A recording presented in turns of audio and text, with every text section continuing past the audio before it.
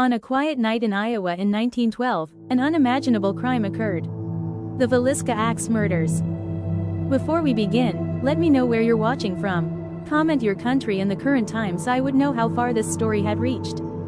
On the evening of June 9, 1912, the small railroad town of Villisca, Iowa, was as quiet as it had ever been. With a population hovering right around 2,000 people, it was the kind of community where lockless backdoors weren't just a sign of trust, they were standard practice. Everyone knew everyone. By 10 p.m., the lights inside the two-story wooden home on 508 East 2nd Street went dark. 8 people slept inside, 6 children, 2 adults. By dawn, every single one of them was dead. They were not shot. They were not poisoned. They were bludgeoned in their sleep with the blunt and sharp edges of an axe, their faces covered with cloth, the house's mirrors draped in bedsheets, and a slab of raw bacon left inexplicably on the floor. Over a century later, the question remains: who entered the Moore residence that night and how did they walk away into the darkness never to be caught? This is the story of the Villisca Axe murders. To understand the horror of what happened, you have to look at the family first. Josiah Moore was 43, a successful, well-respected businessman who ran a lucrative farm implement shop in town. His wife, Sarah, was 39, known for her active involvement in the local Presbyterian church. Together, they had 4 kids: Herman, 11, Mary Catherine, 10, Arthur, 7, and 5-year-old Paul. Sunday, June 9th, was a special night.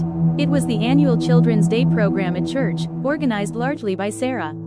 The children sang songs, recited verses, and wore their Sunday best. After the service wrapped up around 9:30 p.m., Mary Catherine asked her parents if 2 of her friends, Ina and Lena Stillinger, aged 8 and 11, could spend the night. Their parents agreed. Around 9:45 p.m., the group of 8 walked the short distance back to the Moore home on East 2nd Street. They went inside, locked the front door, and got ready for bed. What they didn't know was that they weren't alone. Investigators would later find evidence suggesting the killer was already waiting inside, likely hiding in the dark attic space above the bedrooms, axe in hand, listening through the floorboards as the house settled into silence. Somewhere between midnight and 5 a.m., the killer moved. They carried Josiah Moore's own axe, which had been left in the coal shed outside. They began upstairs in the master bedroom, where Josiah and Sarah slept. Josiah was struck first. The force of the blow was so extreme that it likely killed him instantly. Sarah was hit next. From there, the killer moved to the room across the hall where the 4 more children were sleeping. One by one, Herman, Mary Catherine, Arthur, and Paul were bludgeoned. Finally, the killer walked downstairs to the guest room on the main floor where young Ina and Lena Stillinger lay. Medical examiners noted that 7 of the 8 victims died instantly, without ever waking up. But Lena Stillinger was different. She was found lying crosswise on the bed with defensive wounds on her arm, an agonizing detail that showed she had woken up and raised her hand to fight off the shadow standing over her. What makes the Villisca case so deeply unsettling isn't just the sheer violence, it's what the killer did after the blood was spilled. The killer didn't rush out into the night. They stayed inside the house with 8 corpses for an unknown period of time. They took bedsheets and clothes from the closets and carefully draped them over every mirror in the house, as well as the glass panels on the doors.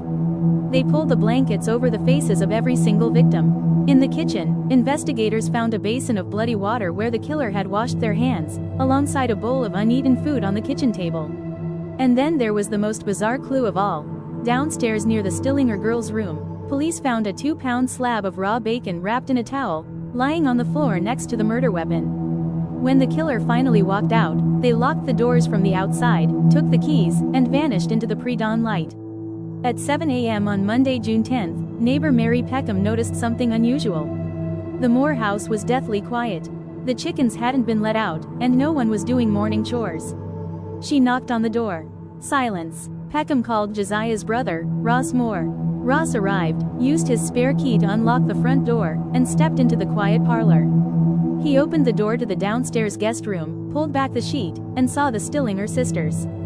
Ross ran onto the porch yelling for the town marshal, Hank Horton.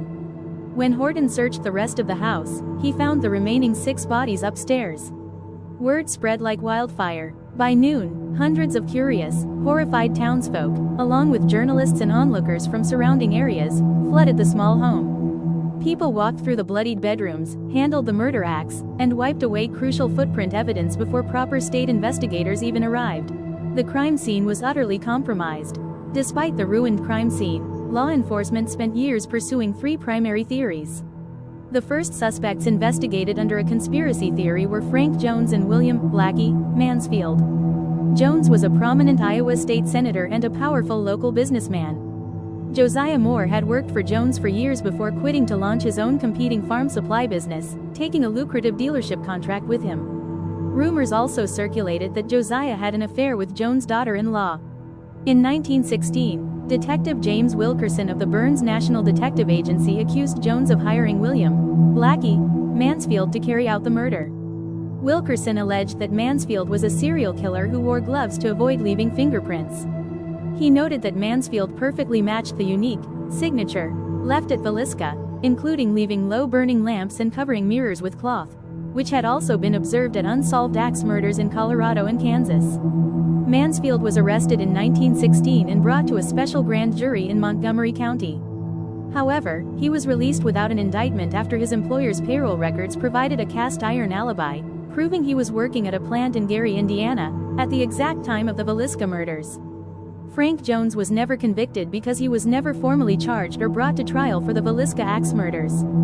Grand jury investigations into Jones found absolutely no physical evidence, financial paper trails, or credible witnesses connecting him to the crime. There was no proof that he had ever met, spoken to, or funneled money to William Blackie Mansfield or any other hitman. The next major suspect was Reverend George Kelly, who was a traveling British preacher who happened to be in Villisca on the night of the murders and attended the Children's Day service. Kelly was a deeply troubled man with a history of mental instability and predatory behavior. 5 years later, in 1917, he was arrested and actually signed a confession after hours of interrogation, claiming God told him to slay the family. However, he recanted his confession shortly after, and following 2 high-profile trials, he was acquitted due to a lack of physical proof. The final prominent suspect was Henry Lee Moore. When federal agent Matthew McClary reviewed the case in 1913, he looked at a massive string of unsolved Midwestern axe murders spanning from 1911 through 1912. Investigators realized that Moore's release from prison perfectly matched the start of this horrific multi-state crime spree. However, Henry Lee Moore was never charged or sentenced because investigators never found any physical evidence, such as fingerprints or DNA, witnesses, or specific proof linking Moore to the victims or to the town of Villisca on the night of the killings. 6 months after the Villisca axe murders, Henry Lee Moore killed his mother and grandmother with an axe and was later convicted in early 1913. Over a century later, no one has ever been held criminally responsible for the 8 lives taken in that small wooden house. The home on East 2nd Street still stands today, preserved as a historic site and an eerie reminder of Iowa's most notorious unsolved cold case. Was it a personal vendetta born out of local jealousy? A tragedy executed by a disturbed visiting preacher? Or the work of a wandering serial killer moving silently across America's heartland by rail? We may never know for sure. But whenever night falls on Villisca, the silence in that house still feels just a little too heavy. Thanks for listening. If you enjoyed this dive into historical cold cases, make sure to like, subscribe, and drop your thoughts in the comments below. Who do you think walked into the Moore home that night?